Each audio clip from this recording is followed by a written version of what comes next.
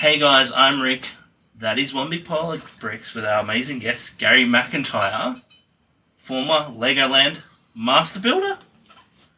Yes. Yes. So Master model builder. Is that what they call it? And once master model builder, always master model builder. So I'm a former employee of LEGOland, but I am still a master builder. Yeah, but you've worked on some LEGO sets? No sets. No sets? I thought you were in that model team one. Isn't there a photo of you on the back of a box, LEGO box? So I was on a team that we did like consulting. We did like 2 big long weekend sessions of consulting for LEGO Universe. Wow.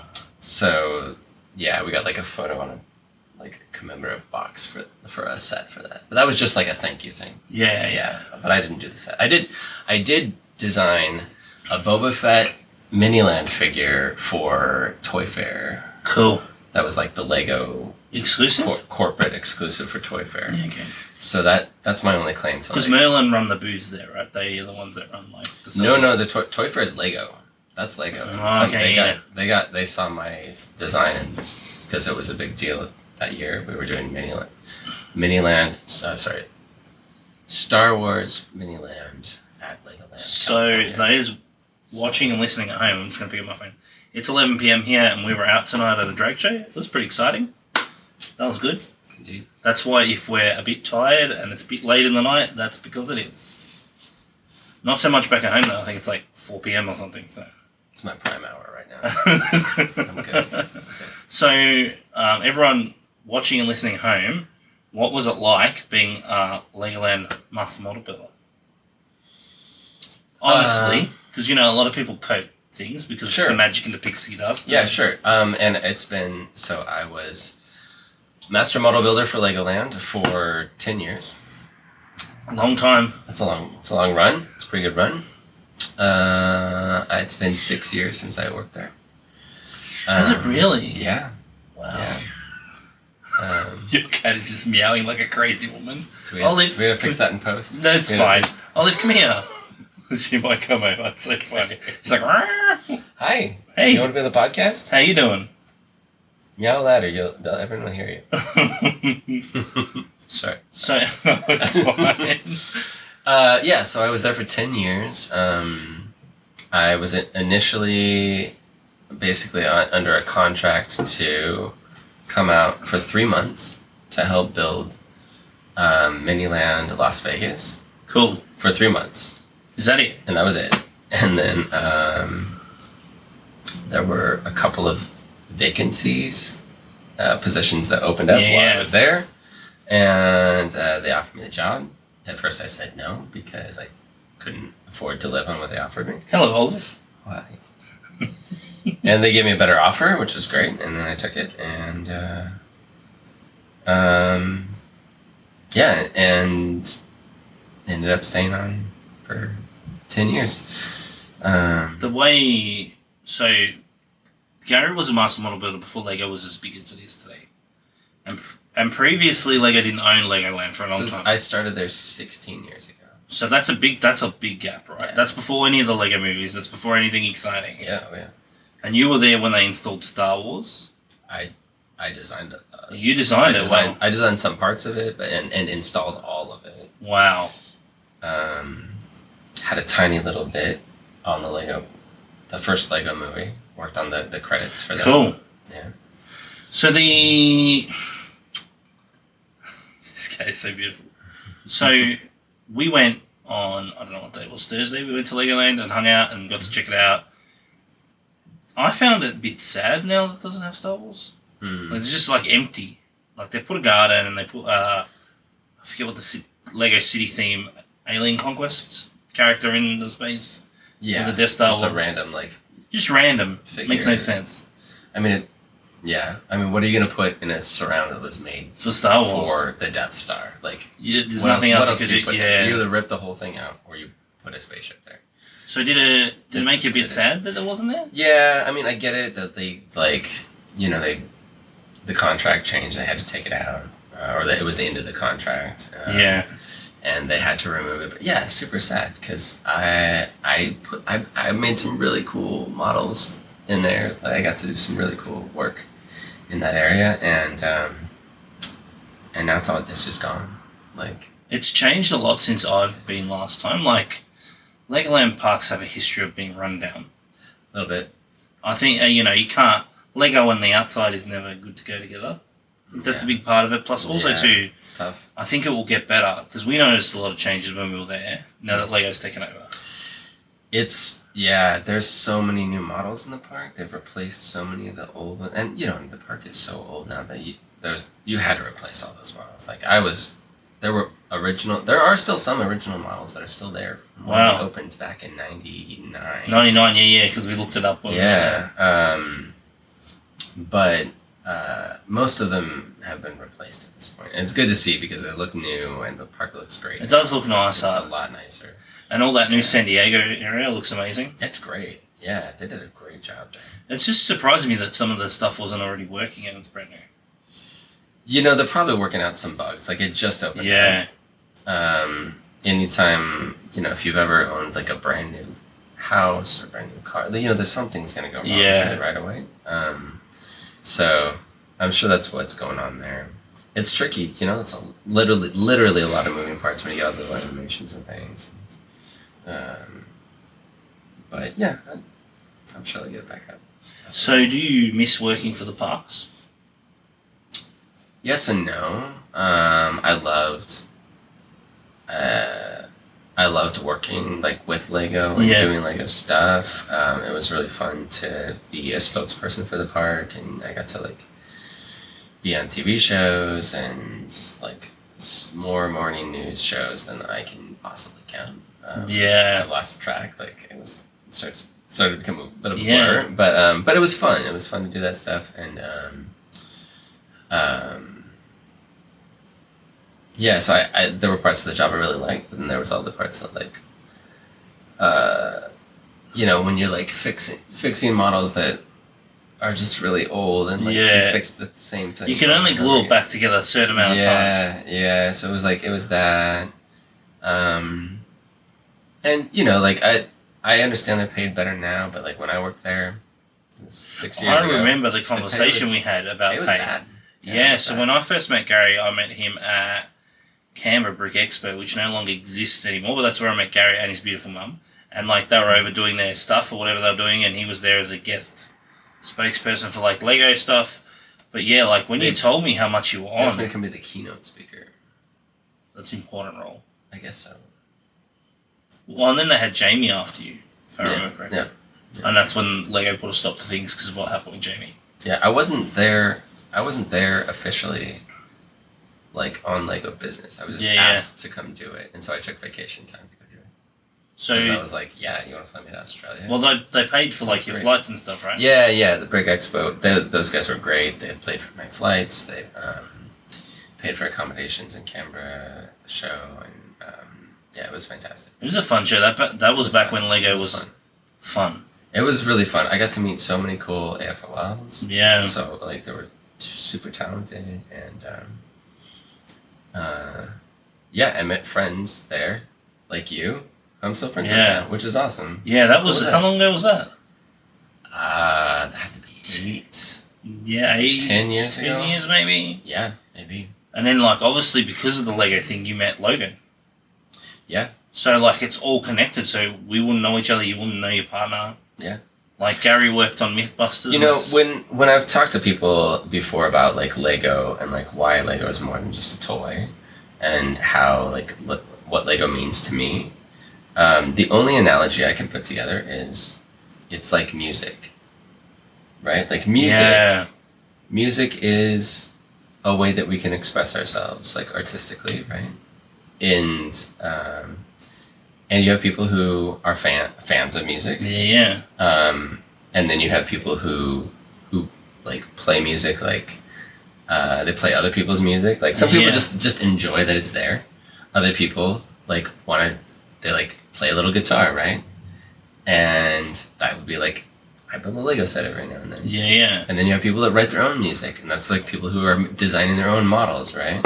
And then you have like Lego conventions, which is like a big concert, right? Yeah. And you have people that do Lego professionally, and those are your professional musicians. And it's like, it's a very similar structure of like something that people love to do that a few people have managed to make a living at, like yourself. Like, so we consider ourselves like the equivalent of professional musicians. Yeah. Or myself, like a former professional musician, but like, you know, but music is like, it's not just a profession. If you do it professionally, it's not because it's just a job to do. It's because you care about it. Like, yeah. And it means something to you, and it means something to everybody that that is involved in it, whether on any level, whether you're just a collector or a creator or a professional, or you know, or just kids that are coming up, like just playing. Yeah. And, you know, like it has the same impact and importance like music does in so many people's lives. And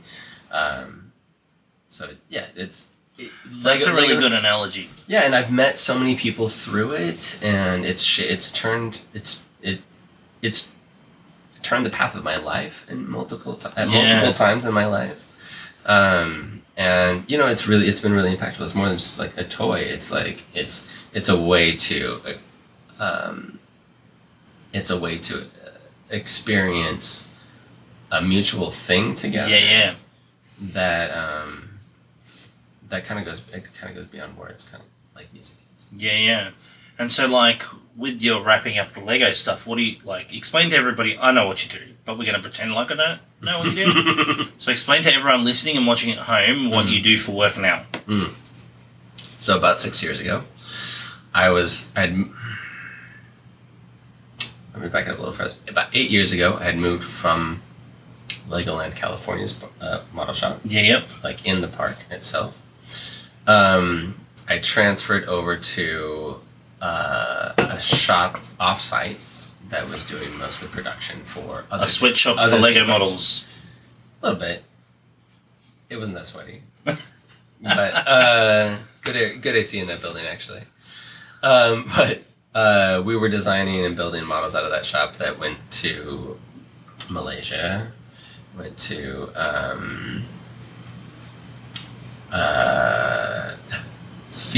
stuff for Phoenix, Arizona. I did stuff for LEGOland Japan, a bunch of stuff for LEGOland Japan, LEGOland Dubai. Cool. And just a ton of like LEGOland Discovery Centers. Like Shanghai and I don't know where else. A bunch of those though. So we were creating stuff all the time. Yeah. Even stuff for like some of the other LEGOland parks in the States. But so I did that for a couple of years there, and then they shut down that shop about 6 years ago. Very abruptly too. Yeah. Like corporate, it's hard to like. I don't want to upset people. Corporate America is completely different to corporate Australia. Like they can wrap things up quickly here. Yeah. And probably at home they can't. Like the labor laws and stuff like that. Yeah. And I remember when it was like, come get your stuff. They made you guys go separately. It was like this weird timing thing. Yeah. There's a lot of protocols for like protecting the company that larger companies will adopt. They'll be like, oh, this is what you're supposed to do when you lay off an entire department. So, and they just go through it. And you know, it's a big company, massive company, so they go by the playbooks. It was a little weird. I think if you were really paying attention, they had like already built a model shop in Florida. It was up and running. And they were getting to the point where they call it Merlin Magic something Center. Merlin Magic Making. Yeah. It's like basically like the Imagineers of cool. Like Imagineer division of like LEGOland parks. The LEGOland parks, yeah. So do you think that that it's better now for the workers there than it was when you were around? Yeah, that's what I hear. I hear things have improved. That's good to hear. The pay is better. That shop is gone, and the shop that I originally started in LEGOland California proper has grown. At one point, I was the only designer there. There was a lot of designers there when we went the other day. I was like, whoa, there's a lot of designers. Yeah, and that was like half full too. It was like half the people were off. This was like a Friday afternoon. It's busier there than I've seen it since I started there. Wow. When we were in the, like full swing building Miniland Las Vegas. So it's great. It's awesome to see it up and running, and it's great to see them like being able to create models. This is how how the model shop ran when I started there. Okay. And it sort of like stripped it back, shifted, right? It like pared down. It went from like, I want to say like 8 designers. We interchangeably use the word like model designer with like master model builder. Master model builder is really like a PR title. Yeah, and they're like the face of like LEGOland, right? Yeah, like we're all master model builders. Like it doesn't matter if you're actually a builder or a designer. Like you're a master model builder. Yeah. But like really like the job is separated into like animators, who I don't think ever use the master model builder term. I don't think so. They're not usually Lego people. They're people that are like they get the wiring, the electronics, and they're soldering like LED lights and putting in like little mechanical actuators into models to make them move, and so like they're mechanical mechanical engineer type people. Versus Lego people, usually. Sometimes there's some crossover. Yeah. But then you got your gluers, and they're the ones that just like take the designs and then like glue the model, literally build the model. Yeah. Gluers or model builders, which is like, I'd rather call them model builders. I think it's a little more dignified term. Yeah. At one point, I think it was gluers and then model builders, and the gluers just had like very simple gluing tasks. Like they were just like kind of apprentice model builders, basically. Model builders like would sort of like basically just build the models, but they needed to like have some knowledge of, if I give a design that like is just like this outline per ring for like a sculptural model, they get like a computer file that I just generated for them. They need to go like row by row, and they have to know like how to lay the bricks so that it's structurally sound, like how to build channels to incorporate this inner steel work. Because I'm not, as a designer, I'm not designing all of that stuff, and I'm not showing them exactly what piece. It's not like Lego instructions. Yeah. It just shows the outer shape of what the model should look like, and they have to figure out how to build the internals, physically construct it, and how to build inner bracing and things like that. So there is some like design work that they're doing on the fly, and like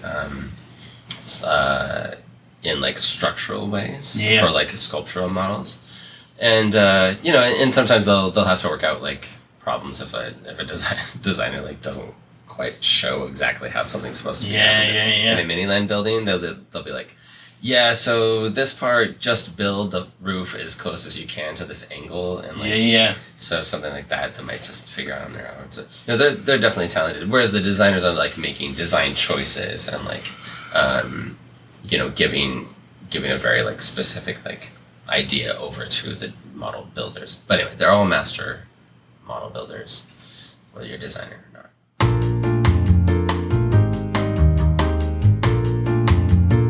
Take 3. Sorry, Jason, you're going to have to do some magic editing, and if it dies again, we're going to have to stop.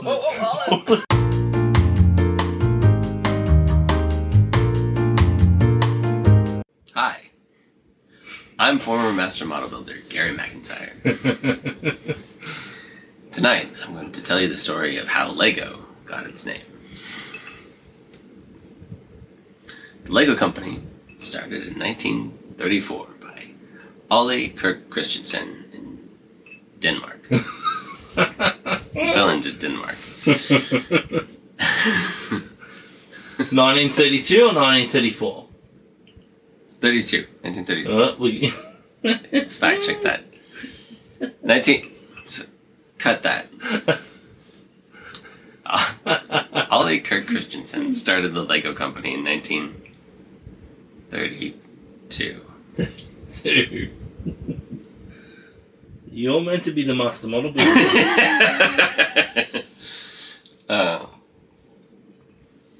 Ole Kirk Christensen,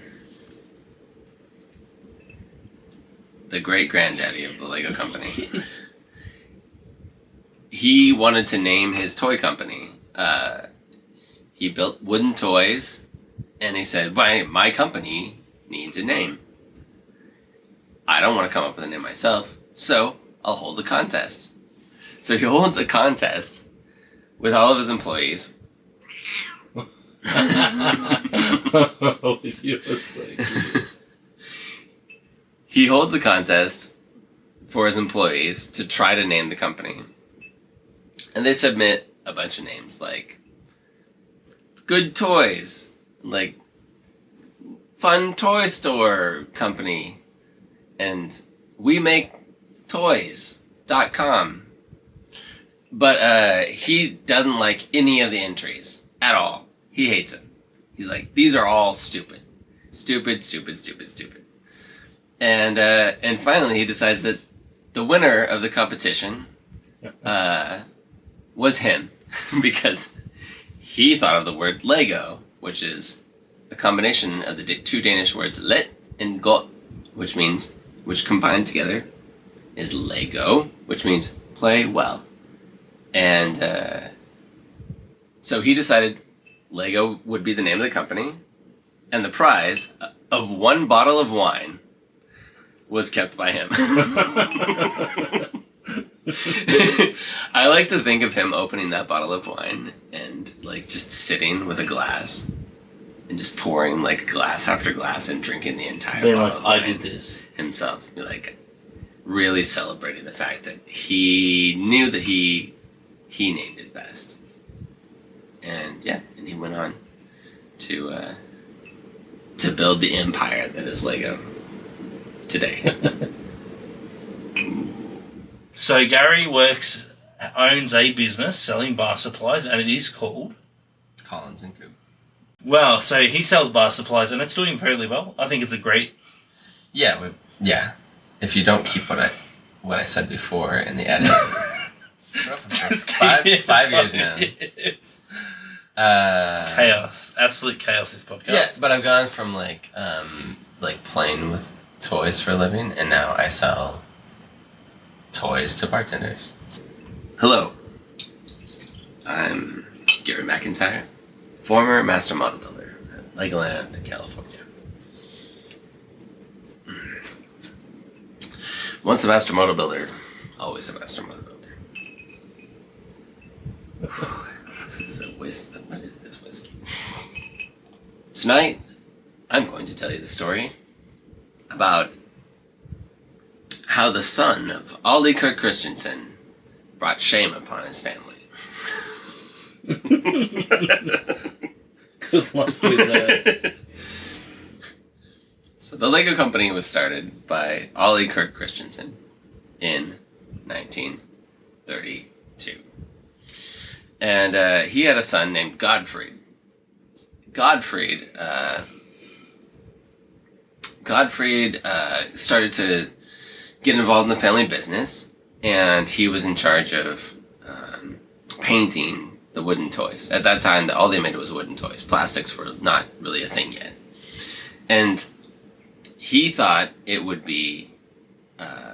save time and money to only put one coat of paint on that batch of toys. So he put one coat of paint on it, packed them up, and shipped them off. But Ollie got word of what Godfrey had done, and he pulled him into his office, and he said, "My son, Godfrey, you've done wrong. You shouldn't have cut corners like this. This is fucking bullshit. Like, you gotta recall all these things." So Godfrey has to like get all of the shipments that had gone out to come back, and then they put a second coat of paint on all of them because that's how they did it. And Ollie said, "Only the best is good enough," and that became the company logo. Sorry, motto. That became the company motto. Only the best is good enough. And that's the motto still today. That's the story of the motto of the Lego company.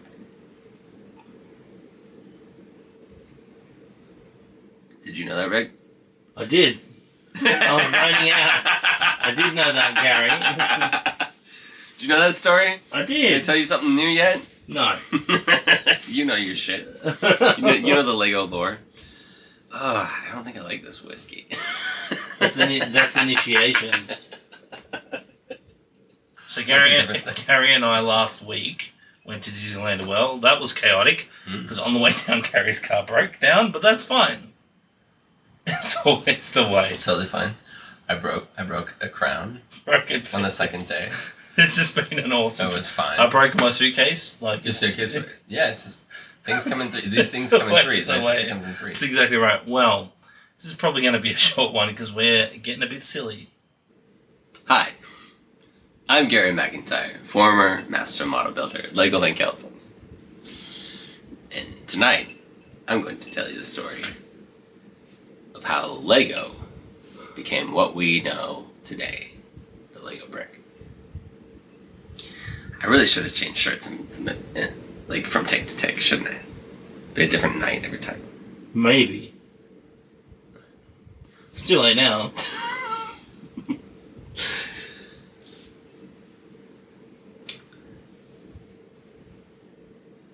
Open scene. It's cloudy. It's foggy. It's hazy. There's a ferry going across the waters from the toy convention of 1948 in London to Paris. One Godfried Kirk Christensen steps out of the gloomy darkness and bumps into a toy maker and has an ensuing discussion about his company, the Lego company, his father's company that he's a big part of. And he has this discussion about toys and building things, and the gears are turning and his brain is working, and he's like, wait, we need to create a system of play. This whole idea like sticks in his brain, system of play. And then the Lego brick becomes the focal point of that system of play. And the studs and the tubes, the tubes came later, but like the idea of building blocks that all interconnected with each other, a system of play, was born that night, inspired by a random stranger. You're gonna fact check me on this one. I think he's got a name. I don't know what his name is. That's a great question. What's that guy's name? I'll Google it. Stranger guy. What was the question? Who did Godfrey Kirk Christensen meet on? I swear it was on a boat. Thank you for coming to Thanks for having me over. California and me, and It was fun. It was a good time. what a good time at Disneyland. A lot of fun things happened at Disneyland. Yeah, and Legoland. Yeah, Legoland was fun. Good times. We went to a cool bar. Mm-hmm. What's the bar called? So I can look it up later. Mothership. Mothership. If You're you guys get to visiting- San Diego, oh Yes. my god. I love like sci-fi stuff. Mm-hmm. Check out. That is just Mothership. such a great, like, it's an awesome place. I don't drink, but they have like mocktails now. So everywhere I've been going, I've been drinking mocktails because I'm not a big drinker. And they're good. They're good, right? Yeah, they're nice. It's like, I don't have to drink, especially at Disneyland when it was like $30 a drink. Yeah. We went to Olga's Cantina. We didn't record our Disney trip because we were like crazy and it was busy. But we went to like Olga's Cantina. We did all the rides. It was pretty good. It's a fun time. So Jason's going to do his magic. Let's cut all of that out. Cut all that rambling. But that's fine, Jason. You got this. We trust you. You're awesome. Sorry about the different camera angles, guys. I've had to pick up the camera a couple times. Yeah. And like technical difficulties. difficulties. That's the way it is. What, do you have a regular send-off you'd like to do? Okay. Thanks for watching, everybody. Thanks for watching, listening, subscribing. Which, yeah. Because Wait. It's audio and video. audio and video. Thanks for listening. Listening to Gary's beautiful voice. It's been a bit of a crazy time, but San Diego's always been fun. I appreciate you having me over and letting me stay. It's always a pleasure. So at least someone in America likes me. That's the way. I called Gary a boomer, and that was the whole thing. But that's fine. That's fine. That was so funny. But all right, guys, thank you so much. Remember to follow Gary. I'll put Gary's personal Instagram. Oh yeah, why not? Gary's work Instagram. Why not? Their business, all that stuff. Support them if you're from San Diego. Don't buy if you're from Australia because things will break in the post because it's impossible to send. No, we'll send it to you. In a glass? Yeah, I'll send. Yeah. Oh. CollinsandCoop.com. There you go. There's the plug right there. I don't know what the cost for shipping to Australia is. Probably a lot, but it's worth it. A bit. But if there's something you see that we have and you can't get otherwise, then please. Yeah, Australia is a weird yeah, trick. and send us a message, and we'll make a discount code. Oh yeah, that's a good idea. It'll be. Don't make it up on the fly now, cause... No, it'll be, and you'll tell me later. So I won't forget. Play it back to me. You can use the discount code all caps, one word, Rick James. Oh, that's cool. Yeah, okay, let's do that. And we'll give you a discount. Perfect. So, yeah, some sort. Well, thanks again, Gary. I appreciate it. It's been a fun time. Chaotic but fun would be to describe this trip. The previous trip, I nearly like. This is how I describe my life. Well, the previous trip I was here for 3 days and had to go home because of Okay, that was chaotic, less fun. This has been fun though, but we appreciate it. Caroline, I appreciate you and Logan. You guys are awesome. And Olive the cat, now we've got her on camera so that she'll live forever on film.